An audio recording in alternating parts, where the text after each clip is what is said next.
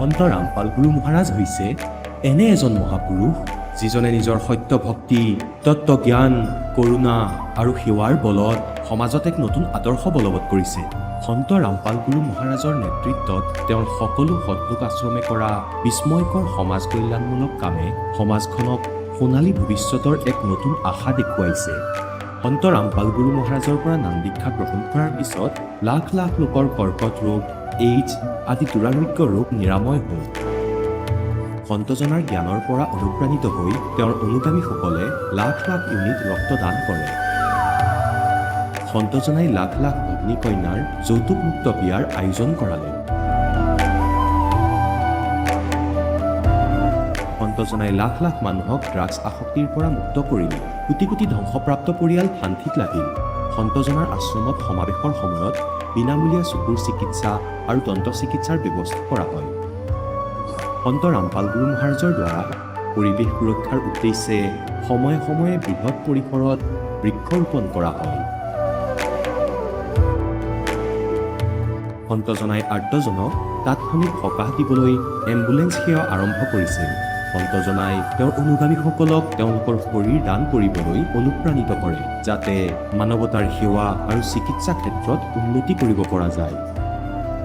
সন্ত ৰামপাল গুৰু মহাৰাজৰ সকলো আশ্ৰমত প্ৰতিদিনে বিনামূলীয়া ধৰ্মভোজৰ আয়োজন কৰা হয়, য'ত প্ৰতিবাৰেই প্ৰতিটো জাতি, প্ৰতিটো ধৰ্মৰ মানুহে একেলগে বহি ভোজন কৰে।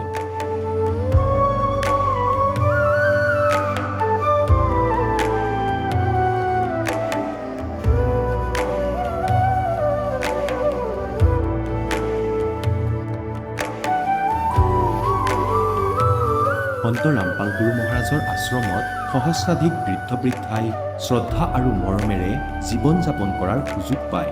তেওঁলোকৰ থকা খোৱাৰ আৰু স্বাস্থ্যৰ সম্পূৰ্ণ দায়িত্ব সন্ত ৰামপাল গুৰু মহাৰাজে বহন কৰে। অনাথ শিশুৰ বাবে সন্ত ৰামপাল গুৰু মহাৰাজৰ সকলো আশ্ৰম বিশেষ বৰদানতকৈ কম নহয়, য'ত তেওঁলোকক শিক্ষা, সংস্কাৰ আৰু ভৱিষ্যতৰ বাবে উন্নত সুবিধা প্ৰদান কৰা হয়। বানপানী, ভূমিকম্প বা মহামাৰী যিয়েই নহওক, সন্ত ৰামপাল গুৰু মহাৰাজ আৰু তেওঁৰ অনুগামীসকল সদায় আৰ্তজনৰ বাবে আগৰণুৱা হৈ থাকে।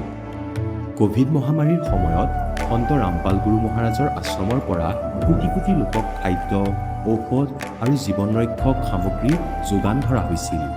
দুখীয়াক সকাহ কৰাই হওক বা যিকোনো শোষিত বা নিপীড়িত শ্ৰেণীৰ অধিকাৰ আৰু মৰ্যাদাৰ বাবে যুঁজ দিয়াই হওক, সন্ত ৰামপাল গুৰু মহাৰাজে সদায় তেওঁলোকৰ সকলো ন্যায্য দাবী চৰকাৰৰ ওচৰলৈ লৈ গৈছে আৰু তেওঁলোকক উপযুক্ত ন্যায় প্ৰদানৰ ক্ষেত্ৰত গুৰুত্বপূৰ্ণ ভূমিকা পালন কৰি আহিছে। সমাজত আধ্যাত্মিক আৰু সামাজিক মূল্যবোধৰ প্ৰতি সজাগতা অনাৰ প্ৰতিটো পদক্ষেপতে সন্ত ৰামপাল গুৰু মহাৰাজ মানৱতাৰ প্ৰকৃত সেৱক হিচাপে প্ৰমাণিত হৈছে। সন্ত ৰামপাল গুৰু মহাৰাজৰ জীৱনে আমাক শিকাইছে যে প্ৰকৃত সেৱা সেইটোহে যিটো নিস্বাৰ্থভাৱে কৰা হয়। আহক আমিও এই মহান সন্তজনৰ এই মহান সেৱাৰ কামত যোগ দিম আৰু সন্ত ৰামপাল গুৰু মহাৰাজৰ পৰা নাম দীক্ষা লৈ আমাৰ জীৱন ধন্য কৰি তোলোঁ।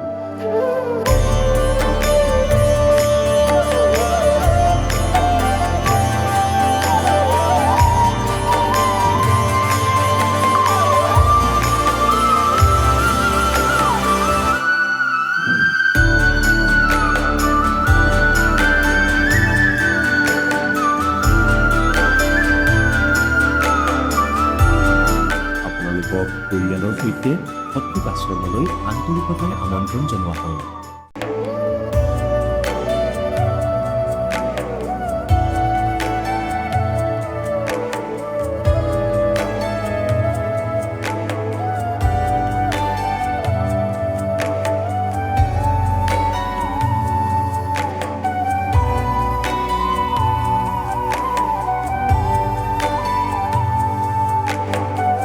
গীতা অধ্যায় 18 62 নম্বৰ শ্লোকত ভগৱানে নিজেই কৈছে যে অৰ্জুন সেই পৰমেশ্বৰৰ শৰণত যোৱা, যাৰ কৃপাত পৰম শান্তি আৰু চিৰন্তন স্থান অৰ্থাৎ সত্যলোক প্ৰাপ্ত হ'ব। এইজন পৰমেশ্বৰ কোন, ক'ত থাকে, কেনেকুৱা? এই কথা জানিবলৈ অনুগ্ৰহ কৰি অৱশ্যেই শুনক জগতগুৰু তত্ত্বদৰ্শী সন্ত ৰামপাল গুৰু মহাৰাজৰ অমৃত বচন, সকলো পবিত্ৰ ধৰ্মৰ পবিত্ৰ শাস্ত্ৰৰ আধাৰত। নমস্কাৰ। নমস্কাৰ ছাৰ। আপোনাৰ শুভ নামটো? মোৰ নাম প্ৰেমা বসুমতাৰী। মই অসমত পৰা আহিছোঁ। আপুনি সন্ত ৰামপাল গুৰুমাজৰ পৰা নাম দীক্ষা কেতিয়া লৈছিল? 2023 জানুৱাৰী 1ত মই নাম দীক্ষা লৈছিলোঁ। তেখেতৰ পৰা নাম দীক্ষা লোৱাৰ আগতে আপুনি অন্য কিবা ভক্তি সাধনা কৰিছিলনে? হয় ছাৰ, মই কৰিছিলোঁ। মোৰ মা দেউতা ঠাকুৰ অনুকূল চন্দ্ৰ প্ৰণাম কৰিছিলোঁ আৰু দেৱী দেউতাও চবটো প্ৰণাম কৰিছিলোঁ। আপুনি যিহেতু জনালে যে আপোনাৰ সমাজত প্ৰচলিত আপোনাৰ পৰিয়ালৰ লোকে যিদৰে ভক্তি সাধনা কৰি আছিলে, সেই সাধনা কৰি থকাৰ পিছতো আপুনি সন্ত ৰামপাল গুৰুমাজৰ শৰণলৈ কিয় আহিব লগা হ'ল? মোৰ ছাৰ বহুত ডাঙৰ বেমাৰ আছিলে। মই হাত ভৰিখন বহুত বিষ আছিলে। দিনে দিনে বাঢ়ি যায়। আকৌ ইমান মই ডক্তৰ দিছিলে, ইমান মই তান্ত্ৰিক দিছিলে, তথাপিও মই একো ভাল কৰিব পৰা নাই, লাভ পোৱা নাই। তাৰপিছত মই বছৰে এনেকৈ ডক্তৰ দিয়ে, এনেকৈ তান্ত্ৰিক দিয়ে, এনেকৈ মই বিকে লৈ বিষটাই মানে চিৰদিন 26 বছৰ মই এই বিষৰ কাৰণে মই বহুত কষ্ট পাইছিলোঁ ছাৰ। পিছত আপুনি সন্ত ৰামপাল গুৰুমাজৰ পৰা নাম দীক্ষা কেনেকৈ গ্ৰহণ কৰিলে? তাৰপিছত মই বেমাৰটো বহুত বাঢ়ি গ'ল। তাৰপিছত মই মোৰ গাঁৱত ভগতমতী আছিলে, ভগতমতী জ্ঞান গংগা কিতাপ দিছিলে। মই জ্ঞান গংগা কিতাপৰ পৰা মই বহুত জ্ঞানটো পাইছিলোঁ। তাৰপিছত মই জ্ঞান গংগা কিতাপ পঢ়াৰ পিছত মই চন্দ্ৰ ৰামপালজী মহাৰাজ পৰা নাম দীক্ষা লৈ পিনি মই দীক্ষা লোৱাৰ পিছত মই 4 দিনৰ পিছত প্ৰণাম কৰি উঠিব নোৱাৰা মানুহটো মই উঠিব পাৰিছোঁ। আৰু মই এনেকৈ চন্দ্ৰ ৰামপালজী মহাৰাজে কৈছিলে জবটো ভালকৈ কৰক, এনেকুৱা কৈছিলে। মই জবটো পুৰা কৰিছে। মই 1500 এনেকুৱা কৰাৰ পিছত দিনে লাহে মোৰ বেমাৰটো ভাল হৈ গ'ল। আজি মই বহুত ভাল আৰু লাভ পাইছোঁ মই। যিহেতু আপুনি জনাইছে যে আপোনাৰ যি শাৰীৰিক সমস্যা আছিলে, সেই সমস্যাবিলাকৰ কাৰণে আপুনি বহুত কষ্টত আছিল আৰু বৰ্তমান সন্ত ৰামপাল গুৰুমাজৰ পৰা নাম দীক্ষা লোৱাৰ পিছতে আপোনাৰ সেই সমস্যাবিলাক দূৰ হ'ল। এইটো কেনেকৈ সম্ভৱ? এজন সন্তৰ পৰা নাম দীক্ষা লোৱাৰ পিছতে আপুনি এনেধৰণৰ লাভ পাবলৈ সক্ষম হৈছে? চন্দ্ৰ ৰামপালজী মহাৰাজে আঙুলি টিপি কোৱা বেদ পুৰাণ বাইবেলৰ পৰা আমি জ্ঞান পাইছে যে শাস্ত্ৰ বিধি দিয়েহে, শাস্ত্ৰ বিধিৰ লগতে আমি ভক্তি কৰিব লাগে, নহ'লে আমি জ্ঞান নাপায় আৰু লাভ নাপায়। শাস্ত্ৰ বিধি ভক্তি কৰিলেহে আমি লাভ পায়। আৰু আপুনি যে আপোনাৰ যি শাৰীৰিক বেমাৰৰ কথাটো কৈছিলে, আপোনাৰ কেনেধৰণৰ বেমাৰ আছিলে আপোনাৰ শৰীৰৰ? মোৰ বেমাৰটো বহুত, মোৰ হাত ভৰিখন দিনে বাঢ়ি আৰু পিছত মই একফালে 50% এইফালে দেহাটো মোৰ বহুত মৰিব লৈছিলে। তাৰপিছত মই দাঙিবই নোৱাৰি, নিজে হাতত ভৰিত মানে গাজল দিয়া নিচিনা, যেনেকা গাজল দিলে হাৰ্ড হয় যেনেকা, এনেকা আছিলে মোৰ বহুত। মই খোজ কাঢ়িব নোৱাৰা হৈছিলে, হাত ভৰি দাঙিব নোৱাৰা আছিলে, মই মৰিব লৈছিলে। মোৰ মৰাটো মানে 4 মাহে আছিলে মই মৰিবলৈ। তাৰপিছত মই 4 মাহ পিছত যদি মই শুবলগীয়া আছিলে, বিচনাত থাকিবলগীয়া আছিলে। তাৰপিছত বিচনাত থাকিলেতো মই কিমান বাচিব আৰু এটা মই মৰিব লোৱাটো মই চন্দ্ৰ ৰামপালজী মহাৰাজৰ দীক্ষা লৈ পিনি এতিয়া মোৰ বাচি গ'ল আৰু ফূৰ্তি পালোঁ, ভাল পালোঁ আৰু বহুত লাভ পাইছোঁ মই। সঁচাকৈ আধুনিকতাৰ এই যুগত এজন সন্তৰ পৰা নাম দীক্ষা লৈ আপুনি পেৰালাইচিছৰ দৰে এটা মাৰাত্মক ৰোগৰ পৰাও আৰোগ্য হ'বলৈ সক্ষম হৈছে। এইটো সঁচাই আচৰিত কথা, ভাবিব লগা কথা। আৰু আপুনি অসমৰ পৰা তেখেতৰ পৰা নাম দীক্ষা গ্ৰহণ কৰি এনেদৰে লাভ পাবলৈ সক্ষম হৈছে, সঁচাকৈ এইটো ভাবিব লগা কথা। আৰু ইয়াৰ উপৰি আপুনি আৰু অন্য কিবা লাভ পাইছেনে? মইতো বহুত লাভ পাইছোঁ। জ্ঞান গংগা কিতাপ পঢ়ি পিনি, বেদ পুৰাণৰ আঙুলি টিপি চন্দ্ৰ ৰামপালজীয়ে দেখাই দিছে, এইটো মই জানিছোঁ। আৰু জানি শুনি মই বহুত এনেকা দেহাৰ কাৰণে, বেমাৰৰ কাৰণে বহুত লাভ। আৰু আমাৰ ঘৰত ইমান বেমেজালি আছিলে। মোৰ মতাটো মদ মাংস খাই পিনি, নিচা খাই পিনি ঘৰত বহুত মানে জকৰা মাৰিছিলে। জকৰা মাৰাটো এতিয়া একো নাই, চুপচাপ আছে। এতিয়া জকৰা নামাৰে আৰু ভালকৈ আছে। আমি বহুত লাভ পাইছে। আৰু আপোনাৰ মানুহজনে কিমান বছৰ ধৰি নিচা সেৱন কৰিছিলে? নিচাটো এইটো জন্মৰ পৰা নিচা খায়হি। তাৰপিছত মইতো নাখায়। মই 26 বছৰ বেমাৰৰ আগৰ পৰাই মই এনেকা নিচাও নাখায়। মোৰ ঠাকুৰ অনুকূল চন্দ্ৰ মানে এতিয়া ষষ্ঠহিনী দিয়াৰ পিছত মই মাছ মাংস এনেকুৱা খোৱাটো এৰি দিছোঁ আৰু খাব নালাগে কৈছে। তাৰপিছত পিঁয়াজ ৰচুনো খাব নাপায় ঠাকুৰ অনুকূল চন্দ্ৰ প্ৰণাম কৰাতে। আৰু ইয়াত বহুত নিয়ম নীতি কৰি পিনি মই প্ৰণাম কৰাৰ পিছত তো মই ভাল হোৱা নাই আৰু ঠাকুৰ অনুকূল চন্দ্ৰ প্ৰণাম কৰাৰ পিছত দেৱ দেৱীৰ পৰা পূজা কৰাৰ পিছত শিৱ পূজা দিছিলি বিশ্বহৰি পূজা দিছিলি দুৰ্গা পূজা দিছিলি হনুমান পূজা দিছিলি মই বেমাৰৰ কাৰণে আৰু মই বহুত তান্ত্ৰিকত গৈ পিনি পূজা দিছিলি মই একো লাভ পোৱা নাই ভাল পোৱা নাই মই এতিয়া ৰামপালজী মহাৰাজী নীতিকা লৈ পিনি মই বহুত লাভ মই বহুত খুচি আপুনি জনালে যে আপুনি অনুকূল ঠাকুৰতো মানে নাম দীক্ষালৈ ভক্তি সাধনা কৰিছিলে অনুকূল ঠাকুৰত আপুনি কিমান বছৰ ধৰি ভক্তি সাধনা কৰিছিল মা দেউতা আগত মা দেউতা বিয়া হোৱাৰ পিছত আছে বিয়া হোৱাতে আছে মই আৰু সৰু কালৰ পৰা মই মা দেউতাৰ লগতে মই প্ৰণাম কৰিছিলি লগতে মা দেউতাৰ লগতে প্ৰণাম কৰিছিলি আপুনি যিহেতু অনুকূল ঠাকুৰত যেতিয়া ভক্তি সাধনা কৰি আছিলে তেতিয়া আপোনাৰ যিবিলাক সমস্যা আছিলে দূৰ হোৱা নাছিলে আৰু বৰ্তমান আপুনি মত ব্যক্ত কৰিছে যে সন্ত ৰামপাল গুৰুমহাৰাজৰ পৰা নাম দীক্ষা লোৱাৰ পিছতে আপোনাৰ শাৰীৰিক যিবিলাক সমস্যা পাৰিবাৰিক যিবিলাক সমস্যা সকলো দূৰ হ'ল আৰু আপোনাৰ মানুহজনে নিচা সেৱন কৰাৰ বুলিও আপুনি ব্যক্ত কৰিছে বৰ্তমান মানুহজনে সেই নিচা যি সেৱন কৰাৰ বৰ অভ্যাস আছিলে সেয়া সম্পূৰ্ণৰূপে ত্যাগ কৰিবলৈ সক্ষম হ'লনে পুৰা এই এতিয়া ৰামপালজী মহাৰাজ পৰা জ্ঞানটো পাই পিনি জ্ঞান গা কিতাপ আৰু সৎসংটো ডেইলি চাই সৎসং নাচালে মনটো বেয়া লাগে ডেইলি এই ডিউটিৰ পৰা আহি মোবাইল ল'ব তাৰপিছত ৰামপালজী মহাৰাজে যিখিনি কথা কয় চব চাই থাকে শুনি থাকে এতিয়া মানে এতিয়া মাছ মাংস খোৱা মদ খোৱা এই দিছে চব ভালে আছে এতিয়া শান্তি বিধান ঘৰত আপুনি যিহেতু সন্ত ৰামপাল গুৰুমহাৰাজৰ পৰা নাম দীক্ষা লৈ বিভিন্ন প্ৰকাৰে লাভ পালে যিসকল দৰ্শকে আজি আপোনাক টিভি স্ক্ৰীণত প্ৰত্যক্ষ কৰি আছে তেওঁলোকক আপুনি কি বাৰ্তা দিব বিচাৰে যাতে তেওঁলোকেও আপোনাৰ দৰে উপকৃত হ'ব পাৰে মইতো এইটো ক'ব ৰামপালজীয়ে এতিয়া আঙুলি টিপি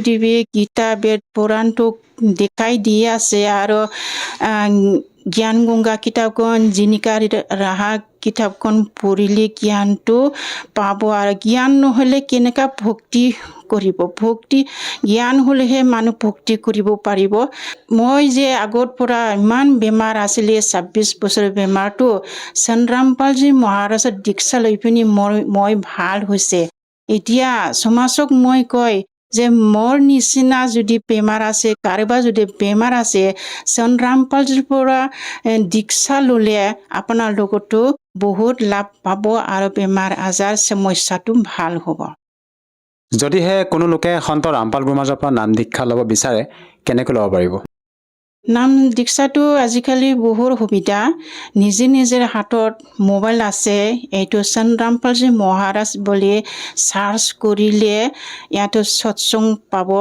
সৎসংগত মোবাইল নাম্বাৰ দিয়া থাকে এই মোবাইল নাম্বাৰটো যোগাযোগ কৰিলে নামদান চেণ্টাৰটো পাব আৰু বিনামূলীয়াকে দীক্ষাটো ল'ব পাৰিব ধন্যবাদ থাকিল সৎ চাহেব ছাৰ এতিয়া জগতগুৰু তত্ত্বদৰ্শী সন্ত ৰামপাল গুৰু মহাৰাজৰ সৎসংগৰ মাধ্যমেৰে সেই অদ্বিতীয় আধ্যাত্মিক জ্ঞানৰ বিষয়ে জানি লওঁ যাৰ মাধ্যমেৰে আপোনালোকেও প্ৰাপ্ত কৰিব পাৰিব এনেকুৱা আধ্যাত্মিক মানসিক আৰু ভৌতিক সুখ যি এতিয়ালৈকে কেৱল আপোনালোকে মীৰাবাই ধ্ৰুৱ প্ৰহ্লাদ আদি কেইজনমান ভক্তৰ জীৱন কথাতহে শুনিছে এতিয়া শুনক তত্ত্বদৰ্শী সন্তৰ সৈতে শাস্ত্ৰ অনুকূল ভক্তি সৎসংগ এনেকুৱা অদ্বিতীয় আধ্যাত্মিক জ্ঞান যাৰ প্ৰমাণ আছে সকলো ধৰ্মৰ সকলো পবিত্ৰ শাস্ত্ৰত আৰু এই যি সদাশিৱ হয় তেওঁক পৰম পুৰুষ ঈশ্বৰ শিৱ শম্ভু আৰু মহেশ্বৰ কোৱা হয় ইয়াক কালৰ ডেফিনেশ্যন কোৱা হৈ আছে এয়া চাওক ইয়াত ক্লিয়াৰ হৈ যাব 101 পৃষ্ঠাত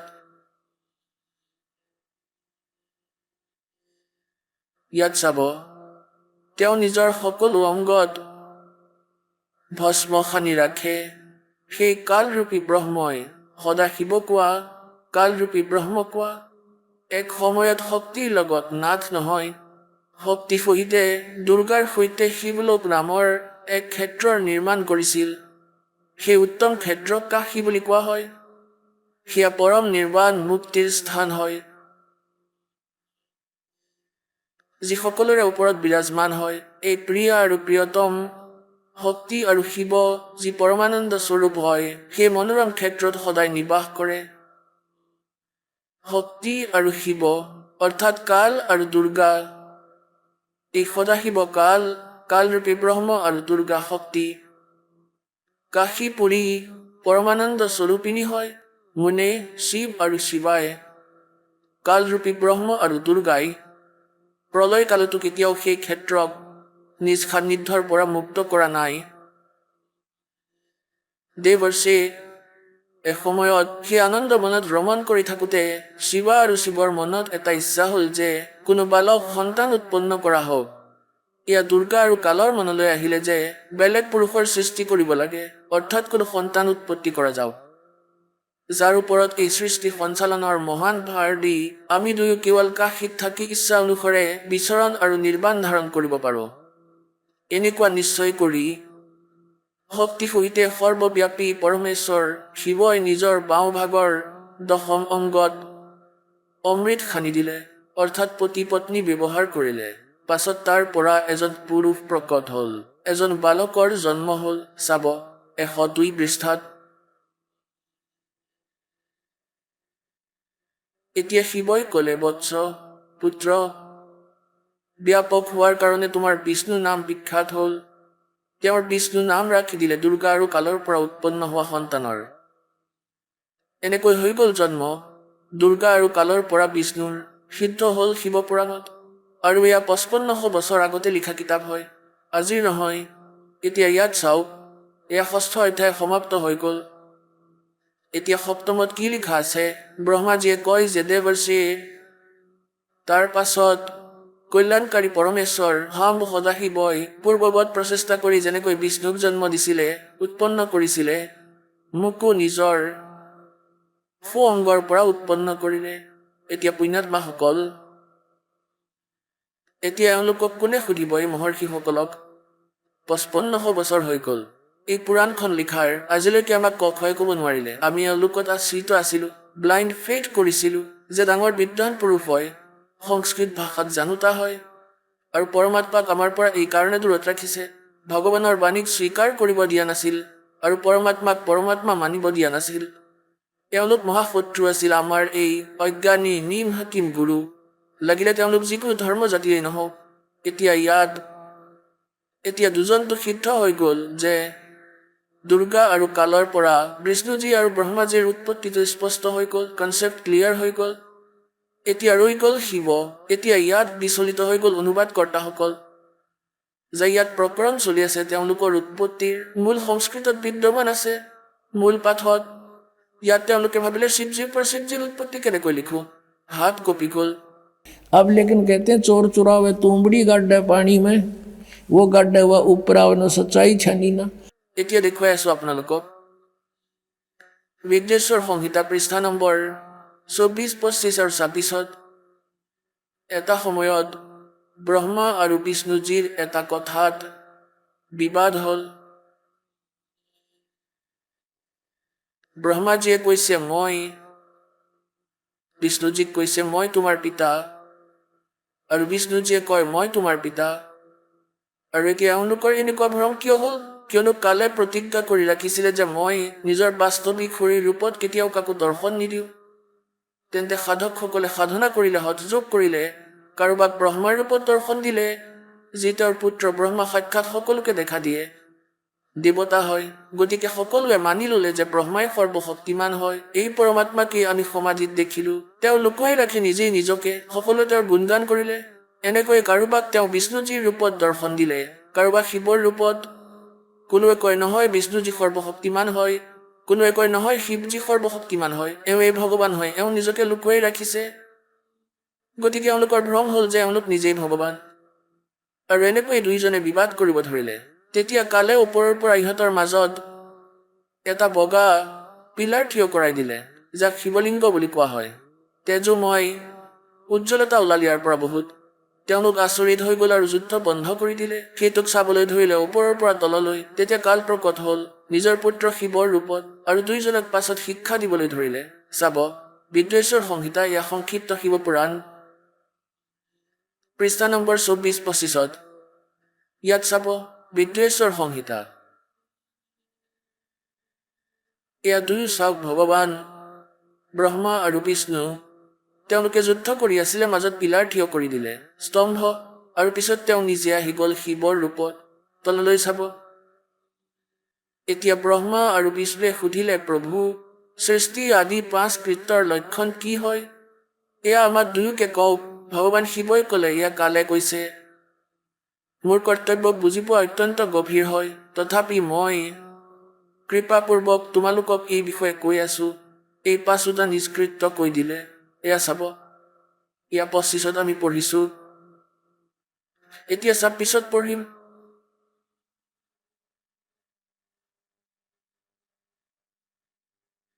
পুত্ৰসকল, এতিয়া এই কালে কৈ আছে ব্ৰহ্মা আৰু বিষ্ণুজীক, পুত্ৰসকল, তোমালোক দুয়োৱে তপস্যা কৰি প্ৰসন্ন কৰা মই পৰমেশ্বৰৰ পৰা সৃষ্টি আৰু স্থিতি নামৰ 2টা কৃত্য প্ৰাপ্ত কৰিছা। তোমালোকক যি এক বিভাগ দিছো সেয়া মই দিছো, কিন্তু তোমালোকে প্ৰথমে যি তপস্যা কৰিছা সেই তপৰ বিনিময়ত দিছো। এই দুয়ো তোমালোকৰ অতি প্ৰিয় হয়। এই প্ৰকাৰে মোৰ বিভূতিস্বৰূপ ৰুদ্ৰ আৰু মহেশ্বৰে, ইয়া মে নহয় নে হয়, 2 আন উত্তম কৃত্য সংহাৰ আৰু তিৰুভাৱ মোৰ পৰা প্ৰাপ্ত কৰিছে। এতিয়া চাওক 4টা হৈ গ'ল। ইয়া 2টাতো এয়া হৈ গ'ল তোমালোক দুয়োৱে, ব্ৰহ্মা আৰু বিষ্ণুজী আৰু ৰুদ্ৰ আৰু মহেশ্বৰ, আৰু কওঁতা জন পঞ্চম সিদ্ধ হৈ গ'ল। এতিয়া এওঁলোক তেওঁৰ পুত্ৰ হয়। এতিয়া পুণ্যাত্মাসকল, এই জ্ঞান পৰমেশ্বৰে 600 বছৰ আগতে কৈছিলে ধৰ্মদাসজীক, আৰু ধৰ্মদাসজীক কৈছিলে যে তুমি এতিয়াৰ পৰাই ঢোল পিটি নুফুৰিবা, সময় আহিবলৈ দিয়া, সকলোকে একেলগে গাঁঠি বান্ধি দিম। এতিয়া এওঁলোকে মোক মূৰ্খ ভাবি আছে, মোৰ সন্তানক মোৰ পৰা দূৰ কৰিছে, পিছৰ প্ৰজন্ম আহিলে এওঁলোকক দেখুৱাই দিম। এতিয়া সকলোৱে মুখ মেলি চাই ৰ'ল। এতিয়া এওঁলোকৰ ওচৰত একো উত্তৰেই নাই। ইহঁতক প্ৰশ্ন কৰিব, তোমালোক ক'ত শুই আছা মহৰ্ষিসকল? ইয়া তোমালোকে ভাত্তা বহাই দিছা, গোটেই সমাজক ভূত বনাই দিছা, শাস্ত্ৰৰ বিৰুদ্ধ জ্ঞান শুনাইছা। এতিয়া এওঁলোকৰ ভিৰি ধৰতি পৃথিৱী হৈ গ'ল। এতিয়া বিপদত পৰিব সকলো পন্থীসকল, চাই ল'ব। এতিয়া এয়া টিভিত চলে, কিতাপ পঠিয়াই থকা হৈছে তৈয়াৰ কৰি। ইয়াক পঢ়ি বুজা বুদ্ধিমান সমাজ আজি কোনো বালক নাই। গড গিভেন মাইণ্ড আছে ল'ৰা ছোৱালীৰ। এতিয়া এওঁলোকে গমেই পোৱা নাছিল, কোনো বিকল্প নাছিল, কোনো তুলনা কৰাৰ কোনো উপায় কোনেও কোৱা নাছিল। তেনেহ'লে তুলনা কৰিব কি জ্ঞানৰ? আজি এই কনচেপ্ট ক্লিয়াৰ কৰি ৰাখি দিলো, মাপি চাই লোৱা সকলোৱে। এয়া ISI মাৰ্ক হয় যি দাসে জ্ঞান দিয়ে। সকলো সদগ্ৰন্থত প্ৰমাণিত আছে। এতিয়া তেওঁ সুধি আছে সেই গুৰুসকলক, তেওঁলোকৰ অসুবিধা হৈ আছে, আৰু বুদ্ধিমান লোকসকল দৌৰি দৌৰি আহি আছে। কবিৰ পৰমাত্মাই কৈছে যে डूबे थे पर उबरे, गुरु के ज्ञान चमक, और बेरा देखा दरदरा उतर चले फड़के। কবিৰ পৰমাত্মাই আমাক বুজাব বিচাৰিছে, এই মূৰ্খ গুৰুসকলৰ পিছত লাগি আছা, আৰু যেতিয়া সদগুৰুৰ জ্ঞান শুনিবা দেখিবা তেতিয়া তোমালোকৰ দুখ হ'ব। আগতে ভুৰ আছিলে নৌকাৰ ঠাইত, এক ফ্লোটিং বনাই লৈছিলে, পুৰা দীঘল বহল শুকান কাঠ লগাই, ওপৰত তুঁহ ভুচা দি আৰু লগাই লৈছিলে খৰি দীঘল দীঘল, তেন্তে ইয়াক ভুৰ কোৱা হৈছিলে, ভুৰ। আৰু সেই ভুৰৰ ওপৰত বহি নদী পাৰ কৰা হৈছিলে। ইয়া বহুত পুৰণি দিনৰ কথা হয়। তেন্তে কোৱা হয়, পৰমাত্মাই কৈছে যে যেতিয়া তুমি সন্ত পাই যাবা, সঁচা গুৰু, তেতিয়া এই ধৰণে জাপ মাৰি দিবা, সেই ডুবিব ধৰা ভুৰৰ পৰা পলাই যাবা। কেনেকৈ? कि डूबे थे पर उबरे, गुरु के ज्ञान चमक। গুৰুৰ জ্ঞানত দেখি এনেকৈ উচপ খালে, এনেকৈ একদম উচপ খাই গ'ল, সাৱধান হৈ গ'ল। কোনোবাই যদি কয় ইয়াত ডুবিব তোমাৰ এই ভুৰখন, ভাগিব এতিয়া, আহি যোৱা ইয়ালৈ, এইখন ঠিক আছে সোনকালে। গতিকে কোৱা হয় নিজৰ ভুৰখনক চাই ভগাখন দেখি একেবাৰে জঁপিয়াই আনখনত উঠি গ'ল। 1 ছেকেণ্ডো বিচাৰ নকৰিলে, কাৰণ ডুবি যাব এতিয়া। তেন্তে কি কোৱা হয় যে যেতিয়া তোমাৰ এই জ্ঞান হ'ব যে যি জ্ঞান তোমাৰ প্ৰাপ্ত হৈছে এয়াই তোমাক ডুবাব, তেতিয়া তাৰ পৰা তেনেকৈ তৎক্ষণাত পলাব লাগিব, যেনেকৈ একেবাৰে জাপ মাৰি জীৱনটো বচোৱাৰ কথা হয়। तो कबीर परमात्मा कहते हैं, बेरा देखा डूबे थे पर उबरे, गुरु के ज्ञान चमक। চমক মানে একেবাৰে সাৱধান হৈ গ'ল, একেবাৰে উচপ খাই গ'ল। আৰু বেৰা দেখা জৰ্জৰা অৰ্থাৎ ভগা চিগা এইখনে ডুবাব। তো উত্তৰ চলে ফৰক, ফৰক যেনেকৈ কোনো পশুৰ ওচৰলৈ গৈ হৰ্ণ বজাই দিলে সি একেবাৰে জঁপিয়াই দিয়ে। কোৱা হয় তৎক্ষণাত জঁপিয়াই দিলে আনখন ভুৰলৈ, অৰ্থাৎ এনেকৈ গুৰু পলাই ল'ব লাগে। সেই নকলি গুৰুক এই ধৰণে তৎক্ষণাত ত্যাগ কৰিব লাগে আপোনালোকে নিজৰ জীৱন বচাবলৈ। এতিয়া আপোনালোকক দেখুৱালো যে ব্ৰহ্মা বিষ্ণু মহেশ্বৰৰ কোনো মাতা পিতা নাই, আৰু এওঁলোকৰ ইতিহাসত এওঁলোকৰ জীৱনীত লিখা আছে যে এওঁলোকৰ মাতা পিতা আছে। আৰু এই পঞ্চমজন কোন হয়? এওঁ ব্ৰহ্ম হয়। এওঁৱেই গীতাৰ জ্ঞানো দি আছে। চাব আকৌ শিৱপুৰাণ, এয়া সেইখনেই শিৱপুৰাণ, গীতা প্ৰেছ গোৰখপুৰৰ পৰা প্ৰকাশিত। এতিয়া আমি ইয়াত পঢ়ি আছো 26 পৃষ্ঠাত বিদ্বেশ্বৰ সংহিতা। এতিয়া আমি ইয়ালৈকে আহিছিলো পঢ়ি যে পুত্ৰ তোমালোক দুয়োৱে তপস্যা কৰি প্ৰসন্ন কৰা মই পৰমেশ্বৰৰ পৰা সৃষ্টি আৰু স্থিতি নামৰ 2 কৃত্য প্ৰাপ্ত কৰিছা। এই দুয়োটা তোমালোকৰ অতি প্ৰিয় হয়। এই প্ৰকাৰে মোৰ বিভূতি স্বৰূপ মোৰেই স্বৰূপত মোৰ দৰেই শৰীৰ থকা ৰুদ্ৰ আৰু মহেশ্বৰেও 2 উত্তম কৃত্য সংহাৰ আৰু তিৰুভাৱ মোৰ পৰাই প্ৰাপ্ত কৰিছে। তেন্তে ইয়াৰ অৰ্থ কি হ'ল? এই পঞ্চমজন কোন হয়? এওঁ ব্ৰহ্ম হয়, কালৰূপী ব্ৰহ্ম হয়। ইয়াৰ পৰা কি কৈছে যে মই পূৰ্বকালত নিজৰ স্বৰূপভূত মন্ত্ৰ উপদেশ কৰিছো, যি ওংকাৰৰ ৰূপত প্ৰসিদ্ধ। এয়াই মহামংগলকাৰী মন্ত্ৰ হয়। সৰ্বপ্ৰথমে মোৰ মুখৰ পৰাই ওংকাৰ প্ৰকট হ'ল, যি মোৰ স্বৰূপৰ বোধ কৰোতা হয়। ওংকাৰ পাচক হয়, মই পাস্য হয়। এই মন্ত্ৰ মোৰ স্বৰূপেই হয়। প্ৰতিদিনে ওংকাৰৰ নিৰন্তৰ স্মৰণ কৰিলে মোৰেই সদায় স্মৰণ হয়। গতিকে ওমৰ জপ ব্ৰহ্মৰ হয়, কালৰ হয়। মোৰ উত্তৰ ফালৰ মুখৰ পৰা অকাৰ, পশ্চিম মুখৰ পৰা উকাৰ, দক্ষিণ মুখৰ পৰা মকাৰৰ, পূব ফালৰ মুখৰ পৰা বিন্দুৰ তথা মধ্যৱৰ্তী মুখৰ পৰা নাদৰ প্ৰকট হৈছে। অৰ্থাৎ 5 স্বৰ আছে ইয়াত। অকাৰ, উকাৰ আৰু মকাৰ আৰু বিন্দু আৰু নাদ। এই 5টা মিলি ওংকাৰ হৈছে প্ৰণৱ বুলি কোৱা হয়, প্ৰণৱ। এই প্ৰকাৰে 5 অৱয়ৱেৰে 5 অংগৰে যুক্ত ওংকাৰৰ বিস্তাৰ হ'ল। এই সকলো অৱয়ৱেৰে একীভূত হৈ এই প্ৰণৱ ওম নামৰ এটা আখৰ হৈ গ'ল। ओम इति एकाक्षरम ब्रह्म विहारण मामनुसमरण ये प्रयाति तदन्देहम स याति परमाम गतिम। গীতাজীৰ অধ্যায় নম্বৰ 8 শ্লোক 13ত গীতাৰ জ্ঞান এই ব্ৰহ্মই দি আছে। ইতি সিদ্ধম, তেওঁ কৈ আছে মোৰ এক ওম আখৰ আছে, নাথিং এলছ। আৰু ইয়াত এই নকলিসকলে যি বনাই ৰাখিছে ওম নমঃ শিৱায়, এয়া 5 আখৰৰ মন্ত্ৰ হয়। এই ওম নমঃ শিৱায় একো মন্ত্ৰ নহয় মূল পাঠত। এয়া অনুবাদকৰ্তাসকলে নিজৰ মতে কৰিছে এই খেলি মেলি। সেইকাৰণে এয়া আছে ওম নমঃ শিৱায়, ওম নমঃ শিৱায়। ইয়াততো চিধা কৈ ৰাখিছে ওম মন্ত্ৰ আছে, নাথিং এলছ। এতিয়া পুণ্যাত্মাসকল, এটাতো এয়া সিদ্ধ হৈ গ'ল যে গীতাৰ জ্ঞান এই কালৰূপী ব্ৰহ্মই কৈ আছিল। আৰু ইয়াতো কৈ আছে মোৰ ওম মন্ত্ৰ আছে। এওঁ ব্ৰহ্মা বিষ্ণু মহেশ্বৰৰ পিতা হয়, দুৰ্গা এওঁলোকৰ মাতা, ইতি সিদ্ধম। আৰু এই তিনিও নাশৱান হয়, এয়া দেখুৱাই আছো আপোনালোকক। জন্ম হলে মৃত্যুও হ'ব এওঁলোকৰ। শ্ৰীদেৱী পুৰাণত চাওক। গীতা প্ৰেছ গোৰখপুৰৰ পৰা প্ৰকাশিত। সম্পাদক হৈছে হনুমান প্ৰসাদ পোদ্দাৰ, শ্ৰীমনলাল গোস্বামী। এয়া গীতা প্ৰেছ গোৰখপুৰৰ পৰা প্ৰকাশিত। এতিয়া চাব ইয়াৰ 123 পৃষ্ঠাত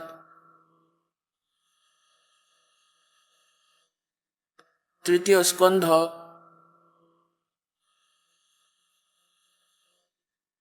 এতিয়া ভগৱান বিষ্ণুৱে নিজৰ মাতা দুৰ্গাৰ স্তুতি কৰি কৈছে যে তুমি শুদ্ধ স্বৰূপা।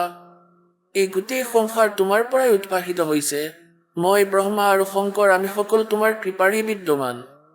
আমাৰ আবিৰ্ভাৱ অৰ্থাৎ জন্ম আৰু তিৰুভাৱ অৰ্থাৎ মৃত্যু হৈ থাকে। অৰ্থাৎ আমাৰ জন্ম আৰু মৃত্যু হৈ থাকে। কেৱল তুমিয়েই নিত্য হয়, জগত জননী হয়, প্ৰকৃতি হয়, সনাতনী দেৱী। ভগৱান শংকৰে ক'লে, দেৱী যদি মহাভাৱ বিষ্ণু তোমাৰ পৰাই প্ৰকট হৈছে, তেন্তে তেওঁৰ পাছত উৎপন্ন হোৱা ব্ৰহ্মাও তোমাৰেই সন্তান হ'ল। তেনেহলে তমোবনি লীলা কৰা শংকৰ কি তোমাৰ সন্তান নহল? অৰ্থাৎ মোৰো মা তুমিয়েই হয়। অৰ্থাৎ মোকো জন্ম দিওঁতা উৎপন্ন কৰোতা তুমিয়েই। শিৱে সম্পূৰ্ণ সংসাৰৰ সৃষ্টি কৰোতা তুমি, অতি চতুৰ। এই সংসাৰৰ সৃষ্টি স্থিতি আৰু সংহাৰত তোমাৰ গুণ সদায় সমৰ্থ। সেই 3 গুণৰ পৰাই উৎপন্ন হোৱা আমি ব্ৰহ্মা বিষ্ণু আৰু শংকৰ নিয়মানুসাৰ কাৰ্যত তৎপৰ থাকে। এতিয়া এই পবিত্ৰ পুৰাণে এয়া স্পষ্ট কৰি দিলে। পবিত্ৰ দেৱী পুৰাণে 5টা কনচেপ্ট ক্লিয়াৰ কৰি দিলে ইয়াত। এটাতো এয়া কৰিলে যে ব্ৰহ্মা বিষ্ণু মহেশ্বৰৰ জন্ম মৃত্যু হয়। এওঁলোক নাশৱান হয়।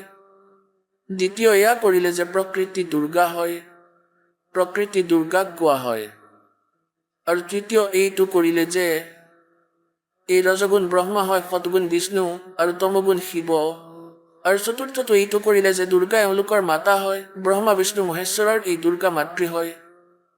আৰু পঞ্চমত এইটো কৰিলে যে ৰজগুণ ব্ৰহ্মা হয়, সতগুণ বিষ্ণু, তমগুণ শিৱজী। এনেকৈ চতুৰ্থটো কৰিলে। আৰু পঞ্চমটো কৰিলে যে এওঁলোকে কেৱল নিয়মিত কাৰ্যহে কৰিব পাৰে, অৰ্থাৎ কাৰোৰে কৰ্মত এওঁলোকে পৰিৱৰ্তন কৰিব নোৱাৰে। আপোনালোকৰ যেনেকুৱা কৰ্ম হয় তেনেকুৱাইহে দিব পাৰে। আপোনাৰ ভাগ্যত যদি দুখ আছে তেন্তে এওঁলোকে কোনো পৰিৱৰ্তন কৰিব নোৱাৰে। কেৱল পূৰ্ণ পৰমাত্মা কবিৰ পৰমেশ্বৰে আপোনাৰ প্ৰাৰব্ধৰ পাপক কাটি আপোনাক সুখ দিব পাৰে। তেওঁৰ হাতত কলম আছে, তেওঁ সৰ্বশক্তিমান হয়। আন না ব্ৰহ্মই কৰিব পাৰে না পৰব্ৰহ্মই কৰিব পাৰে, কেৱল পূৰ্ণ ব্ৰহ্মই কৰিব পাৰে, সেই সৎপুৰুষে। এতিয়া ইয়াত আপোনালোকক দেখুৱাইছো, ইয়াত বিষ্ণুজীয়ে স্বীকাৰ কৰিছে যে মই যেতিয়া সৰু বালক আছিলো তেতিয়া মোৰ আপোনাৰ দৰ্শন হৈছিল। আপুনি মোক জুলনাত জুলাই আছিলে। চাব, এতিয়া বিষ্ণুজীয়ে ব্ৰহ্মা আৰু শিৱক কৈ আছে। এয়া সেই তৃতীয় স্কন্ধ, পৃষ্ঠা 120 পঢ়ি আছো, আগতে 123 পঢ়িছিলো। সংক্ষিপ্ত দেৱী ভাগৱত। এতিয়া বিষ্ণুজীয়ে কৈ আছে এয়া সেয়াই দিব্যাংগনা হয়। তেওঁ সেই দেৱী হয় যাৰ প্ৰলয়ৰ নৱত, অৰ্থাৎ য'ত জলেই জল আছিল, গোটেই পানীয়ে পানী আছিল, মোৰ দৰ্শন হৈছিল। সেই সময়ত মই বালক ৰূপত আছিলো। বিষ্ণুদেৱে কৈ আছে মোৰ মনত পৰিল, মাক দেখিছিলো মই কেতিয়াবা, আৰু মোক জুলনাত জুলাই আছিলে। বটবৃক্ষৰ পাতত এক সুদৃঢ় বিচনা পৰা আছিল। তাত শুই মই ভৰিৰ আঙুলিক নিজৰ কমলৰ দৰে মুখত লৈ চুপি আছিলো। এতিয়া পুণ্যাত্মাসকল, পৰমাত্মাই কৈছিলে निरंजन धन तेरा दरबार, निरंजन धन तेरा दरबार, जहाँ पर तनिक ना न्याय विचार, जहाँ पर तनिक ना न्याय विचार। पाखंडी की पूजा जग में संत को कहे लबाड़, पाखंडी की पूजा जग में संत को कहे लबाड़। अज्ञानी को परम विवेकी, ज्ञानी को मूढ़ गंवार, निरंजन धन तेरा दरबार, निरंजन धन तेरा दरबार, जहाँ पर तनिक ना न्याय विचार। वैसा ओढ़े मुल मुल खासा, गल मोतियों के आर, वैसा ओढ़े मुल मुल खासा, गल मोतियों के आर। पतिव्रता को मिले न खादी, वो सूखा निरस आहार, निरंजन धन तेरा दरबार, निरंजन धन तेरा दरबार, जहाँ पर तनिक न न्याय विचार। कह कबीर सुनो भाई साधो, यहाँ सब उल्टा व्यवहार। कह कबीर सुनो भाई साधो, यहाँ सब उल्टा व्यवहार। सच्चों को तो ये झूठा बताए, इन झूठों का एतबार, निरंजन धन तेरा दरबार, निरंजन धन तेरा दरबार, जहाँ पर तनिक ना न्याय विचार। এতিয়া পৰমাত্মা কবিৰ পৰমেশ্বৰজীয়ে এই ঋষি মণ্ডলেশ্বৰক কৈ প্ৰশ্ন কৰিছিলে যে তোমালোক বিদ্বান হয়, ব্ৰহ্মা বিষ্ণু মহেশ্বৰৰ মাতা পিতা কোন কোৱা।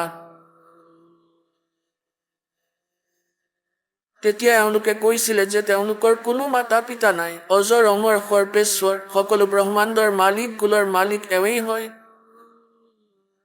আৰু পৰমাত্মাই কৈছিলে নাশবান হয় এওঁলোকৰ জন্ম মৃত্যু হয়, এওঁলোকৰ মাতা পিতা আছে, দুৰ্গা এওঁলোকৰ মাতা হয়, কাল এওঁলোকৰ পিতা হয়। সেই ঋষি মহৰ্ষি নকলি ব্ৰাহ্মণ গুৰুৱে কৈছিলে যে কবিৰ মিছলীয়া হয়, সদগ্ৰন্থত এনেকুৱা লিখা নাই, ইয়াৰ কথাত বিশ্বাস নকৰিবা। তেতিয়া পৰমাত্মা তাত গৈ থিয় হ'ল আৰু একতাৰালৈ ক'লে, ते निरंजन धन तेरा दरबार, निरंजन धन तेरा दरबार, जहाँ पर तनिक न न्याय विचार। कह कबीर सुनो भाई साधो, या सब उल्टा व्यवहार। कह कबीर सुनो भाई साधो, या सब उल्टा व्यवहार। सच्चे को तो ये झूठा बतावे, इन झूठों का एतबार, निरंजन धन तेरा दरबार, निरंजन धन तेरा दरबार, जहाँ पर तनिक न न्याय विचार। এতিয়া পুণ্যাত্মাসকল, কিছুদিনৰ পিছত আপোনালোকৰ হাঁহি উঠিব, এওঁলোকক মহৰ্ষি ক'বলৈ লাজ লাগিব, এওঁলোকক মণ্ডলেশ্বৰ কওঁতে বিদ্বান ক'বলৈ। এওঁলোক অন্ধ নাছিল যদি কি আছিলে, আজিলৈকে এইটোৱে ক'ব নোৱাৰিলে পুৰাণত কি লিখা আছে। আৰু ইহঁতৰ ওপৰত আমাৰ পূৰ্বপুৰুষসকলে বিশ্বাস কৰিছিল, আৰু ইহঁতে এনেকুৱা লোকবিদ বনাই এই শ্ৰাদ্ধ কৰা আৰম্ভ কৰাই দিলে, ৩৬টা ফন্দ আমাৰ পিছত লগাই দিলে, আৰু সৎভক্তি নকলে, য'ত একোৱেই কৰিব নালাগে। এতিয়া পৰমাত্মাই কি কৈছিলে, जय सतगुरु की संगत करते सकल कर्म कट जाई। जय सतगुरु की संगत करते सकल कर्म कट जाई। না ভূত হোৱাৰ না শ্ৰাদ্ধ কৰাৰ কোনো আৱশ্যকতা আহি পৰে, না সেই ৩৬ ফন্দ, না আৰ্থনা, না কিবা কৰা। जय सतगुरु की संगत करते सकल कर्म कट जाई। अमरपुरी पर आसन होते जहाँ धूप ना छाई। সেই অমৰপুৰীত আসন থাকিলে হয়, সৎ লোকলৈ গুচি গ'ল হয়। এতিয়া পুণ্যাত্মাসকল, পৰমাত্মাই নিজৰ অমৃত বাণীত এটা শব্দ আৰু কৈছে, गुण तीनों की भक्ति में ये भूल पड़ो संसार। कह कबीर निज नाम बिना कैसे उतरो पार। तीन देव की जो करते भक्ति, उनकी कदे ना हो मुक्ति। সেই সময়তে কৈছিলে ভৰি থকা মণ্ডপত, আৰু সেই ব্ৰাহ্মণ গুৰু নকলি মহৰ্ষিসকলে কৈছিলে মিছলীয়া হয়, চোৱা কি কৈ আছে, ইয়াক খেদোৱা, পাথৰ মাৰা, আৰু সকলোকে পিছত লগাই দিছিলে ভগৱানৰ। পৰমাত্মা আহে বচন গাই গাই, অভিযোগ আহে আকৌ নিৰুনিমাৰ ওচৰলৈ। সৰু বয়সতে লাগি গৈছিল সিহঁতক অশান্তি কৰাত, ৫ বছৰ বয়সতে সিহঁতৰ অৱস্থা বেয়া কৰি দিছিলে পৰমাত্মাই। তেওঁৰ বয়সটো নাই, এনেকৈ সশৰীৰে আহিছিলে, বালক ৰূপ ধাৰণ কৰিছিলে আৰু লীলা কৰিছিলে। তেওঁৰ নিয়মত বেদত এনেকুৱা প্ৰমাণ আছে যে তেওঁ এনেকুৱাই কৰিছিলে, শিশুৰূপত আহে, আৰু সেই সময়ত তেওঁৰ প্ৰতিপালনৰ লীলা কুমাৰী গাইৰ দ্বাৰা হৈছিলে পৰমাত্মাৰ। আৰু ৬০০ বছৰ আগতে এই লীলা পৰমাত্মাই কৰি গৈছিলে, যাৰ সাক্ষী আজি বেদে দি আছে। তেন্তে who is god? Kabir is god. এতিয়া পুণ্যাত্মাসকল, আপোনালোকৰ সৌভাগ্য যে আপোনালোকে এই পিছৰ প্ৰজন্মৰ সময়ত মনুষ্য জীৱন প্ৰাপ্ত কৰিলা। আৰু তাতকৈ সৌভাগ্য এইটো যে আপোনালোকে এই মাৰ্গ পাই গ'ল। যিকোনো প্ৰকাৰে হয়তো কোনো দুখী আহিছে, আৰু হয়তো কোনোবা সেই পৰমাত্মাক ভাল পাই আহিছে। যিকোনো প্ৰকাৰে তেওঁ ইয়ালৈ আহিলে ৰঙীন হ'ল সেই ৰঙত, এয়া সঁচা। আৰু চোৱা কিমান ভাল বতৰ, ঠাণ্ডাটো বহুত আছে, কিন্তু পৰমাত্মায়ো কোনো কষ্ট দিয়া নাই। তলত নিজৰ সন্তানৰ বাবে তুলি ৰাখিছে, ৩ কিলোৰ কম্বল ৰাখিছে, আৰু শুনা মনোযোগেৰে মালিকৰ ৰোমৰ কথা। আজিলৈকে কেতিয়াও শুনা নাই সপোনতো। ৩ ঘণ্টাটো আমি ফিল্ম চাই থাকোঁ চকু মেলি মেলি, আৰু ৩খন চিনেমা চাই দিওঁ একেদিনতে, একে ৰাতিতে ১০০ টকা লাগি যায়। সকলো চাওঁ, আমি সেইবোৰ চাই থাকোঁ। পুণ্যাত্মাসকল, এই অমৃত বচন কেতিয়াও সপোনতো শুনা নাছিলা, আৰু এনেকৈতো কেতিয়াও ভবাই নাছিলা যে এই অমৃত জ্ঞান পাম। সেই সম্পদ আজি মোকলাই দিলে ভগৱানে। लूट लो लूटा जाता है, लूट सको तो लूट लो, यू राम नाम की लूट। पीछे फिर पछताओगे, प्राण जाएंगे छूट। अब এতিয়া পৰমাত্মাই এয়া ক'লে যে 3 देव की जो करते भक्ति, उनकी कदे ना हो मुक्ति। गुण तीनों की भक्ति में ये भूल पड़ो संसार। कह कबीर निज नाम बिना कैसे उतरे पार। পৰমাত্মাক অশিক্ষিত বুলি কৈছিলে, আৰু সমূহ বেদ আৰু পুৰাণৰ সিদ্ধান্ত নিজৰ অমৃতবাণীত তেখেতে লিখি ৰাখিছে। তিনিও গুণৰ ভক্তি, ৰজগুণ ব্ৰহ্মা, সদগুণ বিষ্ণু, তমগুণ শিৱজী। এতিয়া এই কথা চিধা বুজি পোৱা নাযায়, ই পুৰাণেৰে পাবা। এতিয়া আপোনালোকক দেখুৱাই আছো পুণ্যাত্মাসকল, আমি এটা কাম পাবৰ বাবে নিজৰ সন্তানক কিমান প্ৰেৰিত কৰোঁ, কলেজ বা স্কুললৈ পঠাওঁ, তাতো 8 ঘণ্টা 6 ঘণ্টা পঢ়ি আহে। আহি পোৱাৰ পিছত আকৌ কওঁ টিউশ্যনলৈ যোৱা পুত্ৰ পুত্ৰী, আকৌ সিহঁত টিউশ্যনলৈ যায়। আহি পোৱাৰ পিছত কওঁ বহা এতিয়া নিজৰ হোমৱৰ্ক কৰা, তেতিয়াহে গৈ 2টা ৰুটিৰ সাধন হয় 12 বছৰ পঢ়ি। আৰু আমাৰ এই কল্যাণ কৰাব লাগিব, পৰমাত্মাক পাবৰ বাবে সময় উলিয়াব লাগিব আপোনালোকে। আৰু তেওঁলোকেহে উলিয়াব যিয়ে এই কথাৰ সৈতে পৰিচিত হৈ যাব। যেনেকৈ কৃষকে শস্য উৎপন্ন কৰে। আহক আমি এতিয়া সেই শ্ৰদ্ধালুসকলৰ অনুভৱবোৰ জানো, যিসকলে জগতগুৰু তত্ত্বদৰ্শী সন্ত ৰামপাল গুৰু মহাৰাজৰ পৰা দীক্ষা প্ৰাপ্ত কৰিছে তথা তেওঁ কোৱা ভক্তি মাৰ্গ এওঁলোকে অৱলম্বন কৰি আছে। নমস্কাৰ, সত চাহেব। কি নাম আপোনাৰ? উৰ্বশী চাহু, ক'ৰ পৰা আহিছে আপুনি? গ্ৰাম চিচা তহচিল পাঠক, জিলা দুৰ্গ, ছত্তীশগড়ৰ পৰা। আপুনি সন্ত ৰামপালদেৱ মহাৰাজৰ অনুগামী নেকি? হয়, সন্ত ৰামপালদেৱ মহাৰাজৰ পৰা মই নাম দীক্ষা 24 অক্টোবৰ 2016 লৈছিলোঁ। সন্ত ৰামপালদেৱ মহাৰাজৰ পৰা নাম দীক্ষা লোৱাৰ আগতে আপুনি কি ভক্তি সাধনা কৰিছিলে? সদগুৰু সন্ত ৰামপালদেৱ মহাৰাজৰ শৰণলৈ অহাৰ আগতে কৃষ্ণক মই ইষ্টৰূপত মানিছিলোঁ, সেইবাবে তেওঁৰ ভক্তি কৰিছিলোঁ আৰু শনিবাৰৰ ব্ৰতো ৰাখিছিলোঁ। মই 3 বছৰলৈ 93টা শনিবাৰৰ ব্ৰত ৰাখিছিলোঁ। মোৰ জীৱনত ইমান দুখ আহিল যে পৰমাত্মাক বিচাৰি বিচাৰি ভাগৰি পৰিলোঁ। যি দেখি মই সৰুৰ পৰাই 7 বছৰ বয়সৰ পৰাই মই ঘৰৰ মানুহক কোৱা আৰম্ভ কৰি দিছিলোঁ যে পূৰ্ণ পৰমাত্মা এই পৃথিৱীত আহিব আৰু মোক তেওঁৰ মিছনত সহযোগ কৰিবলৈ পঠিয়াইছে। তেওঁ সমাজৰ বেয়া প্ৰথাবোৰক শেষ কৰি দিব, যেনে যৌতুক প্ৰথা, নিচা কৰা, ঘোচ খোৱা, এই সকলোবোৰ তেওঁ আঁতৰাই দিব আৰু সত্যযুগৰ দৰে সময় স্থাপন কৰিব। আৰু মই 2016ত লগ পাম এইটোও কৈছিলোঁ। আপুনি সময়ৰ কথা জানিছিলনে? আপুনি যিজন মহাপুৰুষৰ কথা সৰুৰে পৰা ঘৰৰ মানুহক কৈ আহিছিলে, তেওঁক আপুনি কেতিয়া পাব কিবা জানিছিলনে?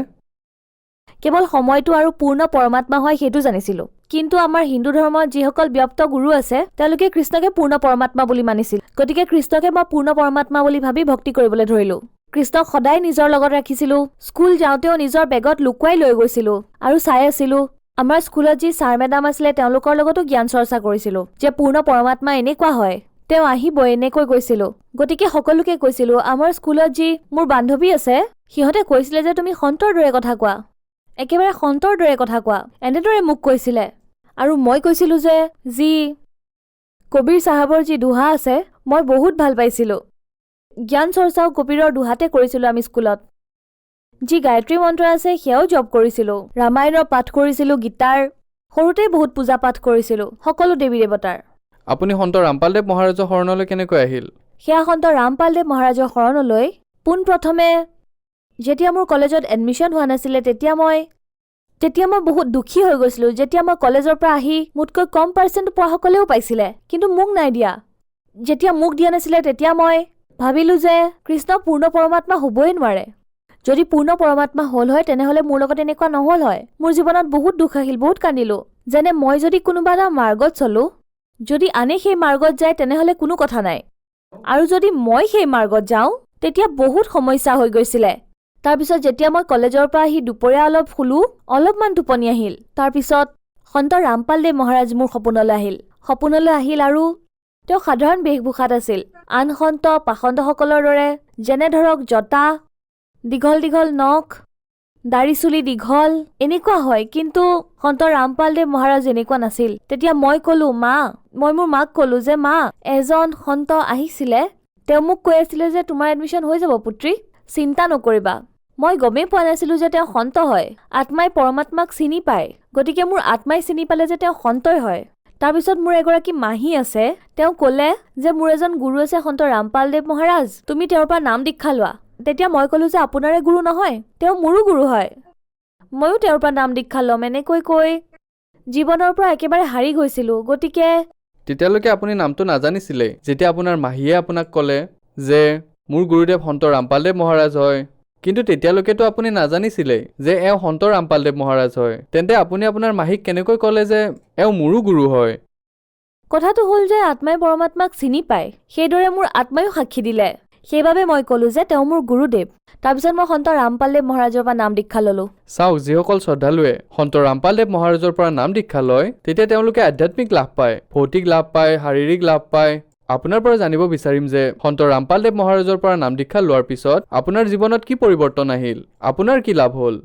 পোনপ্ৰথমে মোৰ আধ্যাত্মিক লাভ হ'ল, মই এদিন পৰমাত্মাক কৈছিলোঁ যে গুৰুদেৱ মই এই লোকত থাকিব নিবিচাৰোঁ, মই সৎ লোকলৈ যাম। তেতিয়া এদিন পৰমাত্মা আহিল, সদগুৰু ৰামপালদেৱ মহাৰাজ, আৰু ক'লে যে পুত্ৰী, আজি ৰাতি মই তোমাক সৎ লোকলৈ লৈ যাম, এনেকৈ ক'লে। তাৰপিছত সন্ত ৰামপালদেৱ মহাৰাজ আহিল, মোৰ হাতত ধৰি ক'লে যে ব'লা সৎ লোকলৈ যাওঁ, এনেকৈ ক'লে। তুমি মাক কৈ দিবা, এনেকৈ ক'লে। মাক মই যেতিয়া ক'লোঁ যে মা মই সৎ লোকলৈ যাম, তুমি ভয় নকৰিবা, মোৰ একো নহয়, সদগুৰু ৰামপালদেৱ মহাৰাজ মোৰ লগত আছে, এনেকৈ ক'লোঁ। সেই সময়ত আপোনাৰ পিতৃ মাতৃয়ে অথবা আপোনাৰ ঘৰৰ মানুহে সন্ত ৰামপালদেৱ মহাৰাজৰ পৰা নাম দীক্ষা লৈ থৈছিল? হয়, সন্ত ৰামপালদেৱ মহাৰাজৰ পৰা মোৰ পৰিয়াল আৰু মোৰ মায়েও নাম দীক্ষা লৈছিলে। তাৰ পিছত কি হ'ল? তাৰপিছত গুৰুদেৱ আহিল আৰু মোক হাতত ধৰি লৈ গ'ল। তাৰপিছত আমি গৈ পালোঁ কালেৰঞ্জনৰ লোক। যেতিয়া গৈ পালোঁ তেতিয়া ক'লোঁ যে গুৰুদেৱ, মোৰ কাললৈ বৰ ভয় লাগে, মই তেওঁক চাব নিবিচাৰোঁ, এনেকৈ কৈ মই চকু বন্ধ কৰিলোঁ। তেতিয়া সদগুৰু ৰামপালদেৱ মহাৰাজে ক'লে যে পুত্ৰী তুমি চিন্তা নকৰিবা, মই তোমাৰ লগতে আছোঁ। তাৰপিছত আমি ত্ৰিকুটিলৈ গ'লোঁ। ত্ৰিকুটিত পৰীক্ষা হ'ল তাত। তেতিয়া সদগুৰু ৰামপালদেৱ মহাৰাজ তাত লুকাই গ'ল। যেতিয়া লুকাই গ'ল, তাৰপিছত যিসকল দেৱী দেৱতা আছে নিজৰ নিজৰ লোকৰ প্ৰলোভন দিবলৈ মোৰ ওচৰলৈ আহিল। বজাৰৰ দৰে আছিল তাত, বহুত প্ৰলোভন দি আছিলে মোক যে মই তোমাক এইটো পদ দিম, কিন্তু মই কৈছিলোঁ যে নাই, মোক একোৱেই নালাগে। বহুত কান্দিলোঁ মই, মোক কেৱল পূৰ্ণ পৰমাত্মাক লাগে, সদগুৰু ৰামপালদেৱ মহাৰাজক লাগে। তাৰপিছত সদগুৰু ৰামপালদেৱ মহাৰাজক মই বহুত বিচাৰিলোঁ। তাৰপিছত এটা কোণত সন্ত ৰামপালদেৱ মহাৰাজক মই দেখিলোঁ। মই দৌৰি দৌৰি গ'লোঁ আৰু কান্দি কান্দি পৰমাত্মাক সাৱটি ধৰিলোঁ। ক'লোঁ গুৰুদেৱ, কেৱল আপোনাক লাগে, পৃথিৱীৰ একো বস্তু নালাগে, পৰমাত্মা কেৱল আপোনাকে বিচাৰোঁ আৰু একো নালাগে। তাৰপিছত সন্ত ৰামপালদেৱ মহাৰাজে মোক উঠাই ক'লে যে পুত্ৰী, এইটোৱেতো বিচাৰোঁ, মই বিচাৰোঁ যে প্ৰতিটো হংস আত্মাত এনেকুৱা গুণ থাকক। সৎলোকলৈ যোৱাৰ সময়ত পৰমাত্মাই মোৰ ধৈৰ্য, সন্তোষ, বিবেক, ক্ষমা, সৎলোকলৈ যোৱাৰ বাবে যি গুণ লাগে সেয়া স্থাপিত কৰি দিছিলে। তাৰপিছত সন্ত ৰামপালদেৱ মহাৰাজে কৈছিলে যে পুত্ৰী, ময়ে পূৰ্ণ পৰমাত্মা, কবি পৰমাত্মা, সন্ত ৰামপালদেৱ মহাৰাজৰ ৰূপত আহিছোঁ পুত্ৰী, কিন্তু সংসাৰৰ মানুহে মোক বুজি পোৱা নাই। কোনো কথা নাই, মানুহৰ মনত ইমান অহংকাৰ সোমাই গৈছে যে সিহঁতে মোক বুজিবই বিচৰা নাই। ময়ে পূৰ্ণ পৰমাত্মা, সন্ত ৰামপালদেৱ মহাৰাজৰ ৰূপত আহিছোঁ। মই অসংখ্য ব্ৰহ্মাণ্ডৰ ৰচনা কৰিছোঁ আৰু মোৰ অবিহনে মানুহে এটা কণাও দাঙিব নোৱাৰে, কিন্তু ইমান অহংকাৰ হৈছে যে সিহঁতে মোক বুজিবই নিবিচাৰে। কিন্তু কোনো কথা নাই পুত্ৰী, অতি সোনকালে সত্যযুগৰ দৰে সময় স্থাপন হ'বই হ'ব। মই বিচাৰিলে পলকতে সকলো মন্ত্ৰীৰ বুদ্ধি সলাই দিব পাৰোঁ, কিন্তু মোৰ কিছুমান মিছন আছে পুত্ৰী, আৰু লীলা কৰিম আৰু অতি সোনকালে সত্যযুগৰ দৰে সময় স্থাপন কৰিম। তাৰপিছত গুৰুদেৱে মোক সত্যযুগৰ সময়লৈকে লৈ গ'ল। তেতিয়া মই ক'লোঁ যে গুৰুদেৱ, তেওঁ মোক এনেকুৱা হ'ব বুলি কৈ ভৱিষ্যতলৈ লৈ গ'ল। তেতিয়া মই গুৰুদেৱক ক'লোঁ ব'লক আমি তালৈকে যাওঁ আৰু তাতে থাকিম, তেনেকৈ ক'লোঁ। তেতিয়া সন্ত ৰামপালদেৱ মহাৰাজে ক'লে হয়, আমি থাকিম সোনকালে তাত, চিন্তা নকৰিবা। তাৰপিছত আপুনি ক'লৈ যায়? প্ৰথমে ব্ৰহ্মা বিষ্ণু মহেশ্বৰৰ লোকলৈ লৈ গ'ল মোক। লৈ যোৱাৰ পাছত কাল নিৰঞ্জনৰ যি গুপ্ত লোক আছে মহাশিৱৰ ৰূপত, তালৈ লৈ গ'ল। তাৰপিছত তালৈ গ'লোঁ। তাৰপিছত দেখিলোঁ বহুত ডাঙৰ শিৱলিংগ আছে তাত। যেতিয়া প্ৰৱেশ কৰিলোঁ, এনেকুৱা শব্দধ্বনি শুনা পালোঁ, বহুত বেয়া শব্দধ্বনি শুনা পালোঁ। মোৰ মূৰৰ বিষ হ'ব ধৰিলে। তেতিয়া মই গুৰুদেৱক সুধিলোঁ এয়া কি? তেতিয়া সন্ত ৰামপালদেৱ মহাৰাজে ক'লে যে পুত্ৰী, এয়াতো শিৱলোক, য'ত কাল নিৰঞ্জন গুপ্ত ৰূপত থাকে। তেতিয়া সন্ত ৰামপালদেৱ মহাৰাজক ক'লোঁ যে গুৰুদেৱ, মই এই লোকত থাকিব নিবিচাৰোঁ, এই লোকৰ পৰা বাহিৰলৈ যাওঁ ব'লক। তেতিয়া সন্ত ৰামপালদেৱ মহাৰাজে তাৰ পৰা বাহিৰলৈ আনিলে। গতিকে যেতিয়া সেই লোকলৈ মনত পৰে, শব্দটো শুনো আৰু মোৰ বিষায়, বহুত বেকাৰ সেই লোকৰ ধ্বনিটো। তাৰপিছত আমি নৰক লোকলৈ গ'লোঁ। নৰক লোকত কাল নিৰঞ্জনে তপতশিলাত সকলোবোৰ জীৱক পুৰি আছিলে, গৰম তেল ঢালি আছিলে, গৰম স্তম্ভত বান্ধি সকলো জীৱক সিহঁতৰ যি বেয়া কৰ্ম তাৰে ফল দি আছিল। আৰু সন্ত ৰামপালদেৱ মহাৰাজে ক'লে যে চোৱা পুত্ৰী, ইহঁতে মোৰ ভক্তি কৰা নাছিলে, সেইবাবে এনেকুৱা হৈছে। যদি এতিয়াও যদি মোক মাতে তেন্তে মই নিশ্চয় দৌৰি আহিম। তাৰপিছত মই পৰমাত্মাৰ ফালে চালোঁ। মই ক'লোঁ সন্ত ৰামপালদেৱ মহাৰাজ, এওঁলোকেতো নিজৰ মনুষ্য জীৱনেই বেকাৰ কৰিলে, আপোনাক চিনি নাপালে। তেতিয়া পৰমাত্মাই ক'লে কোনো কথা নাই পুত্ৰী, লাহে লাহে সকলোৱে মোক বুজিব, এনেকৈ ক'লে। তাৰপিছত কলৈ যায় আপুনি? তাৰপিছত আমি ভিতৰত প্ৰৱেশ কৰিলোঁ। ভিতৰত ক'ত? সৎলোকৰ ভিতৰত প্ৰৱেশ কৰিলোঁ। তাৰপিছত সৎগুৰু ৰামপালদেৱ মহাৰাজে, গৰীব দাসদেৱ, স্বামী ৰাম দেৱানন্দদেৱ মহাৰাজ আৰু দাদু দাস যিমানবোৰ গৈছিলে সৎলোক সকলোকে লগ কৰাই দিলে। তাত সৎসংগৰ পৰমাত্মা, ইমান শান্তি, ইমান ভাল পৰিৱেশ আছিলে। ইয়াততো একোৱে ভাল নহয়, একোৱে নাই ইয়াত তেনেকুৱা। তাত বহুত ভাল পৰিৱেশ আছিল। আৰু কি দেখা পালে আপুনি সৎলোকত? প্ৰায়ে যেতিয়া সন্ত ৰামপালদেৱ মহাৰাজৰ অনুগামীসকলৰ লগত আমাৰ কথা হয়, যিসকলে সৎলোকলৈ গৈছে, সৎলোকৰ বৰ্ণনা কৰিছে, আপুনি সৎলোকত কি কি দেখিলে? মই সৎলোকত তাত বহুত যিসকল জীৱাত্মা আছিলে সৎলোকত, তেওঁলোকক লগ পালোঁ। সৎগুৰু ৰামপালদেৱ মহাৰাজে সুধিলে যে, পুত্ৰী কিবা খাবা নেকি? মই ক'লোঁ যে নাই, মোক আৰু এতিয়া একো নালাগে, বাছ মোৰ লগত থাকিব আপুনি, মই এনেকৈ কৈছিলোঁ। তাৰপিছত তাত কমলা আপেলৰ গছ ইমান জোপোহা আছিলে, মাটিতো পৰি আছিলে কেইটামান। মই কৈছিলোঁ যে ইয়াৰ ফলবোৰ দেখোন বেয়া হৈ যাব, মাটিত পৰি আছে, এনেকৈ ক'লোঁ। তাত যি হংসাত্মা আছিল তেওঁলোকে ক'লে এনেকুৱা নহয় সৎলোকত কোনো বস্তুৱে বেয়া নহয়, এনেকৈ কৈছিলে। তাৰপিছত আপুনি কি দেখে আৰু কি বৰ্ণনা কৰিব বিচাৰিব আপুনি? তাতে আমি গাখীৰৰ নৈ দেখিছিলোঁ, বহুত ধুনীয়া গাৰ্ডেন আছিলে। ইয়াত তেনেকুৱা নায়েই। আচ্ছা চাওক, আমি এই সংসাৰত দেখোঁ যে বহুতো জীৱ জন্তু আছে যিয়ে কষ্টত আছে। বহুত এনেকুৱা বস্তু দেখা পাওঁ, নিজৰ মাজত সংঘাত হোৱা দেখা পাওঁ, কাৰোবাৰ ডাঙৰ বিল্ডিং দেখা পাওঁ, কাৰোবাৰ সৰু বিল্ডিং দেখা পাওঁ। এনেকুৱা ধৰণৰ বস্তু আপুনি সৎলোকত দেখা পাইছিল নেকি? নাই, তাত সকলোবোৰ সমান আছিলে।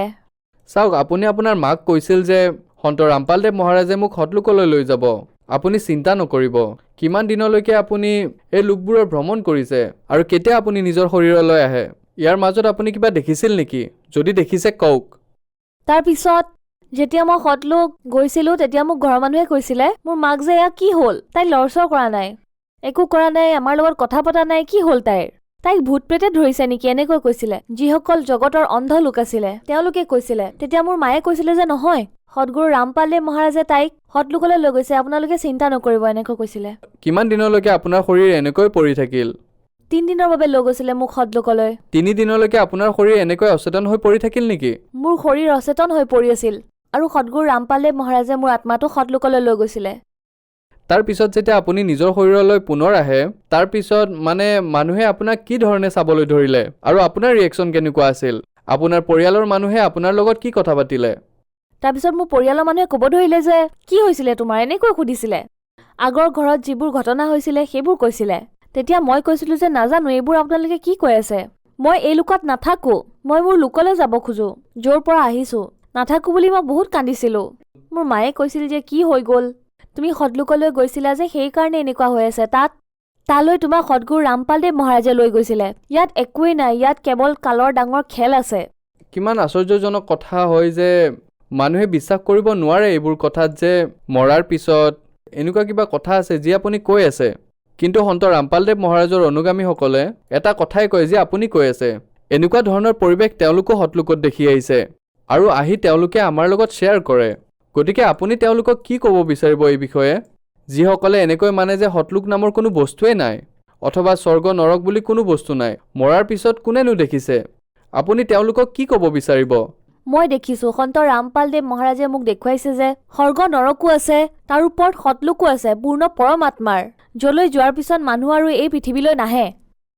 কিন্তু বৰ্তমান যেনেকুৱা ঘটনাক্ৰম যে সন্ত ৰামপালদেৱ মহাৰাজ জেলত আছে, মানুহে কেনেকৈ বুজি পাব যে সন্ত ৰামপালদেৱ মহাৰাজে পূৰ্ণ পৰমাত্মা, যি ধৰণে আপুনি কৈ আছে আৰু আপোনাক সৎলোকলৈ লৈ গৈছে আৰু আপোনাক সকলো দেখুৱাইছে, আপুনি নিজে এগৰাকী সাক্ষী। গতিকে আপুনি মানুহক কেনেকৈ বুজাব যে সন্ত ৰামপালদেৱ মহাৰাজক মনাটো কিমান প্ৰয়োজনীয় মানুহৰ বাবে? এবাৰ মোৰ ঘৰত মোৰ যিজন মামা আছে, তেওঁ নাম দীক্ষা লোৱা নাছিলে, মই তেওঁৰ ঘৰতে আছিলোঁ। তেওঁ কৈছিলে যে তুমি সদায় সৎগুৰু ৰামপালদেৱ মহাৰাজৰে নাম লৈ থাকা, নাভাগৰা নেকি তেওঁৰ নাম লৈ লৈ? তোমাৰ সৎগুৰু ৰামপালদেৱ মহাৰাজ যদি জেলৰ পৰা বাহিৰ ওলাই দেখুৱাব পাৰে তেতিয়াহে মানিম তেওঁক। তেতিয়া মই ক'লোঁ যে নহয়, আপুনি এনেকৈ চেলেঞ্জ কৰিব নোৱাৰে, সৎগুৰু ৰামপালদেৱ মহাৰাজ পূৰ্ণ পৰমাত্মা হয়, অসংখ্য ব্ৰহ্মাণ্ডৰ মালিক হয়, তেওঁ সকলো কৰিব পাৰে, এনেদৰে চেলেঞ্জ নকৰিব তেওঁক। তেতিয়া ক'লে যে নহয়, তেওঁ ওলাই দেখুৱাওক, তেতিয়াহে মানিম। সেইদিনাখনে ৰাতি 11টা বজাত সৎগুৰু ৰামপালদেৱ মহাৰাজ আমাৰ ঘৰলৈ আহিল। তেওঁৰ লগত 4জন ভগতো আছিলে। তাৰপিছত সৎগুৰু ৰামপালদেৱ মহাৰাজ 10 মিনিটলৈকে বাহিৰত দুৱাৰৰ সন্মুখতে থিয় হৈ থাকিল। মোৰ মামাই দেখিলে, গৰমৰ দিন আছিল, তেওঁ বিচনাত পদূলিৰ মুখতে শুই আছিলে। যেতিয়া সদগুৰু ৰামপালদেৱ মহাৰাজক দেখিলে তেতিয়া হাতযোৰ কৰি মাতিলে, আহক মহাৰাজদেৱ আহক, বহক, এনেকৈ ক'লে। তাৰপিছত আমাক মাতিবলৈ গুচি গ'ল যে তোমাৰ গুৰুদেৱ আহিছে, ব'লা ব'লা, এনেকৈ। মই আপোনাক সুধিব বিচাৰিম যে আপুনি যিবোৰ কথা কৈ আছে এয়া সপোনৰ কথা নে বাস্তৱৰ কথা? নহয়, এয়া সপোনৰ কথা নহয়, এয়া বাস্তৱিকতা। সন্ত ৰামপালদেৱ মহাৰাজ আমাৰ ঘৰলৈ আহিছিলে। এইবোৰ বাস্তৱত ঘটি আছিলে আপোনাৰ মামাৰ লগত? হয়, এয়া বাস্তৱ। ৰাতি 11টামান বজাৰ কথা। আপোনাৰ মামাই যি মানিব খোজা নাছিলে, আপোনাৰ মামাই যি কৈ আছিলে সন্ত ৰামপালদেৱ মহাৰাজ জেলত আছে, সন্ত ৰামপালদেৱ মহাৰাজ তেওঁক দেখা দি আছিলে। হয়, তেওঁকে দেখা দি আছিলে। সদগুৰু ৰামপালদেৱ মহাৰাজে এইটোৱে প্ৰুফ কৰিলে তেওঁক যে ময়ে পূৰ্ণ পৰমাত্মা, যে মই জেলৰ পৰা বাহিৰলৈ আহিব পাৰোঁ, এনেকুৱা নহয়। তাৰপিছত আপোনাৰ যি মামা যি এয়া কৈ আছিলে যে আপোনাৰ গুৰুদেৱ জেলৰ পৰা বাহিৰলৈ আহিব নোৱাৰে, তাৰপিছত তেওঁৰ কেনেকুৱা প্ৰতিক্ৰিয়া আহিলে এই কথালৈ? তেওঁ যে কৈছিলে তেওঁ কেতিয়াও জড়িত নহয় বুলি। সদগুৰু ৰামপালদেৱ মহাৰাজৰ পৰা নাম দীক্ষা নলওঁ, যিয়ে নহওক মৰি গ'লেও নলওঁ। কিন্তু এনেকুৱা দিন আহিল যে সন্ত ৰামপালদেৱ মহাৰাজৰ পৰা তেওঁ নাম দীক্ষা ল'লে আৰু তেওঁৰ বেমাৰো ভাল হৈ গ'ল। ইয়াৰ বাহিৰে আপোনাৰ আৰু কিবা অভিজ্ঞতাৰ বিষয়ে শ্বেয়াৰ কৰিব বিচাৰিব নেকি? ছাৰ, মই আৰু এটা অভিজ্ঞতাৰ কথা ক'ব বিচাৰিম। যেতিয়া মই সদগুৰু ৰামপালদেৱ মহাৰাজৰ পৰা নাম দীক্ষা ল'লো তেতিয়া এদিন মই পুখুৰীত এনেই ভৰি ধুবলৈ তললৈ নামি গৈছিলোঁ। তেতিয়া সদগুৰু ৰামপালদেৱ মহাৰাজে ক'লে যে পুত্ৰী, ভৰিখন তলত নথবা, তলত বহুত জোঙা বস্তু আছে, তোমাৰ ভৰিত বিন্ধিব। তাৰপিছত জাষ্ট মই উলিয়াই চালোঁ, য'ত ভৰিখন থ'ব খুজিছিলোঁ সেই ঠাইতে যে কোনোবাই মদৰ বটল খাই ভাঙি থৈছিল। বহুত জোঙা আছিলে, যদি বিন্ধিলে হয় তেতিয়া বহুত ভৰি কাটিল হয়। যেতিয়া সদগুৰু ৰামপালদেৱ মহাৰাজৰ শৰণলৈ আহিছিলোঁ তেতিয়া সদগুৰু ৰামপালদেৱ মহাৰাজে ক'লে, মোৰ যেতিয়া এডমিশ্যন হোৱা নাছিলে, মই যেতিয়া 10 ক্লাছত আছিলোঁ, মোৰ লগত বহুত অন্যায় হ'ল, বহুত দুখ আহিলে আমাৰ জীৱনত। ফাৰ্ষ্ট ইয়াৰত এডমিশ্যন আছিলে, এডমিশ্যনত 12ৰ পিছত মোৰ লগত বহুত বেয়া হ'ল বুলি নিজৰ মাৰ্কশ্বিট আৰু টিচিখন ফালি দিলোঁ। যেতিয়া ফালিলোঁ তেতিয়া ভাবিলোঁ যে এতিয়া মই ৰেগুলাৰ কৰিবলৈ কি কৰিব লাগিব এনেকৈ। তাৰপিছত ভাবিলোঁ কি কৰোঁ বুলি। তেতিয়া সদগুৰু ৰামপালদেৱ মহাৰাজে ক'লে যে পুত্ৰী, মই থাকোঁতে চিন্তা কিয় কৰিব লাগে, মই আছোঁতো তোমাৰ লগত, হৈ যাব এডমিশ্যন। মই কাগজ পত্ৰবোৰ দিয়া নাছিলোঁ, যিহেতু মাৰ্কশ্বিট আৰু টিচি মোৰ লগত নাই, মই দিয়াই নাছিলোঁ, আনডকুমেণ্টছ দিছিলোঁ। যেতিয়া মই মেডামৰ ওচৰলৈ গ'লোঁ জাষ্ট এডমিশ্যনৰ কাৰণে, তেতিয়া তেওঁলোকে মোৰ ফৰ্মখন চালে, চেক কৰিলে ষ্ট্ৰিক্টলি। তেতিয়া সদগুৰু ৰামপালদেৱ মহাৰাজৰ দয়াত তেওঁলোকে গমেই নাপালে যে মোৰ টিচি আৰু মাৰ্কশ্বিটটো নায়েই। তাৰপিছত মোৰ ঠিক পিছত বান্ধৱী আছিলে, যেতিয়া তাই গ'ল তাই টিচি দিয়া নাছিলে, সেইবাবে তাইক ৰিজেক্ট কৰি দিয়া হ'ল। গতিকে সদগুৰু ৰামপালদেৱ মহাৰাজৰ শৰণলৈ অহাৰ পিছত মোৰ বহুত লাভ হ'ল। এটা কথা কি ক'ম, প্ৰতিদিনে সদগুৰু ৰামপালদেৱ মহাৰাজে কিবা নহয় কিবা লাভ দিয়ে থাকে। এদিন ছাৰ, মই সতনামৰ জব কৰি আছিলোঁ ছাদত। তেতিয়া মই সদগুৰু ৰামপালদেৱ মহাৰাজক ক'লোঁ যে গুৰুদেৱ, মই যিটো জব কৰি আছোঁ ক'লৈ যায়, কাৰ লোকলৈ যায়? তেতিয়া সদগুৰু ৰামপালদেৱ মহাৰাজ আহিল আৰু ক'লে যে পুত্ৰী চোৱা, প্ৰথমে আমাৰ ব্ৰহ্মাণ্ডখন এটা বিন্দুৰ সমান আছিলে, তাৰপিছত একেবাৰে বিয়পি গ'ল সমগ্ৰ আকাশত। বায়ু নিৰাকাৰ হয়, আমি চাব নোৱাৰোঁ নহয়নে, আমি কেৱল অনুভৱ কৰিব পাৰোঁ। কিন্তু তাতে তেওঁ প্ৰকৃতিখনক দেখুৱালে, গোটেই ব্ৰহ্মাণ্ডখন খুলি দেখুৱালে আৰু ক'লে যে চোৱা, সকলোৰে লোক আছে, এনেকৈ যায়, যাৰ ব্ৰহ্মাণ্ডলৈ যাব ইচ্ছা তেওঁৰে জব কৰিব লাগে। ভগত সমাজক কি বাৰ্তা দিব বিচাৰিব? বাৰ্তাটো মই দিব নোৱাৰোঁ, কেৱল প্ৰাৰ্থনা কৰিব পাৰিম সমগ্ৰ ভগত সমাজক। সদগুৰু ৰামপালদেৱ মহাৰাজৰ ৰূপত কবিৰ পৰমাত্মা আহিছে। কেৱল সদগুৰু ৰামপালদেৱেহে এই সময়ত শাস্ত্ৰ অনুকূল সাধনা কৈ আছে, যাৰ দ্বাৰা আমাৰ কমপ্লিট মুক্তি হ'ব। অৰ্থাৎ সদগুৰু ৰামপালদেৱ মহাৰাজৰ পৰা নাম লৈ জন্ম মৃত্যুৰ দীৰ্ঘ ৰোগ কটোৱাক।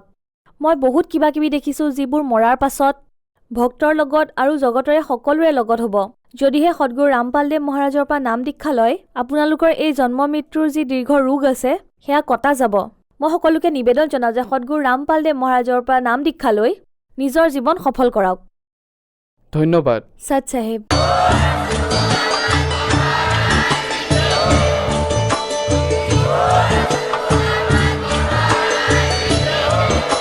আপুনি শুনি আছিলে জগতগুৰু তত্ত্বদৰ্শী সন্ত ৰামপাল গুৰু মহাৰাজৰ মংগল প্ৰবচন।